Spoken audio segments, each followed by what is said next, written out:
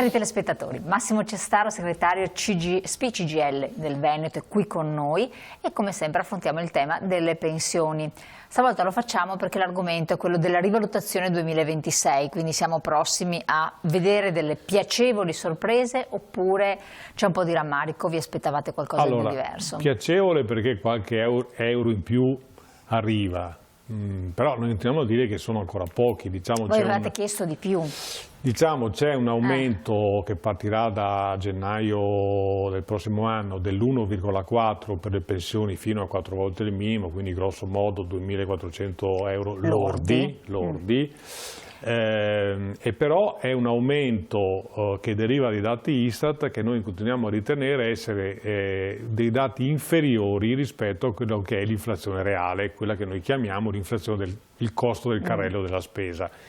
Il governo si è attestato su questa percentuale che tra l'altro è ridotta per le pensioni un po' più alte e riteniamo che ci sia ancora uno scarto troppo importante tra quello che sono gli aumenti pensionistici e il costo della vita, che è appunto il carrello della spesa, ma che è acqua, luce, gas, affitti, eccetera, cioè che è la condizione materiale delle persone.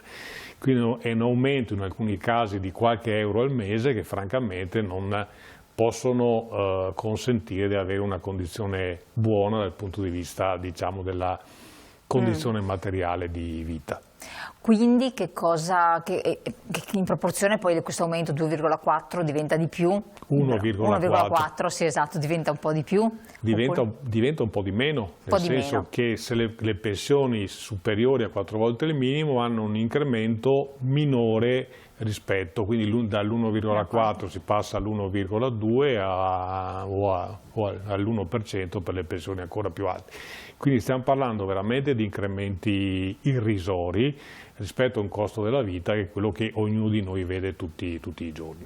Per quanto riguarda l'uscita pensionistica, cioè quando andare in pensione è cambiato qualcosa?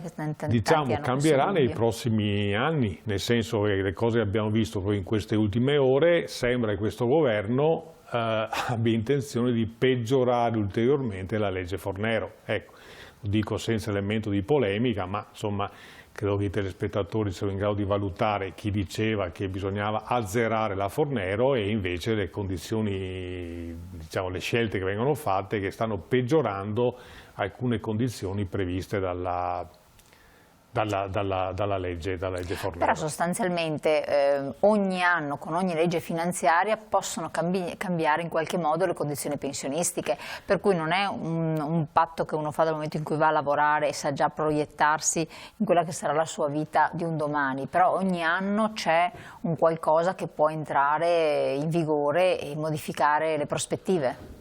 Assolutamente sì, nel senso che di volta in volta, anno su anno, il governo decide quali aumenti mettere in capo le pensioni, che è una pratica che noi abbiamo contestato sempre e contestiamo tuttora, perché gradiremmo che ci fosse un confronto con le organizzazioni sindacali maggiormente rappresentative dei pensionati che, diciamo, affronti questi temi. Invece noi ci troviamo di prendere quello che capita a scatola chiusa. Chiarissimo, grazie Massimo Cestaro, è stato qui con noi, grazie a voi telespettatori, seguiteci naturalmente, rivolgetevi alle sedi SPI-CGIL del Veneto.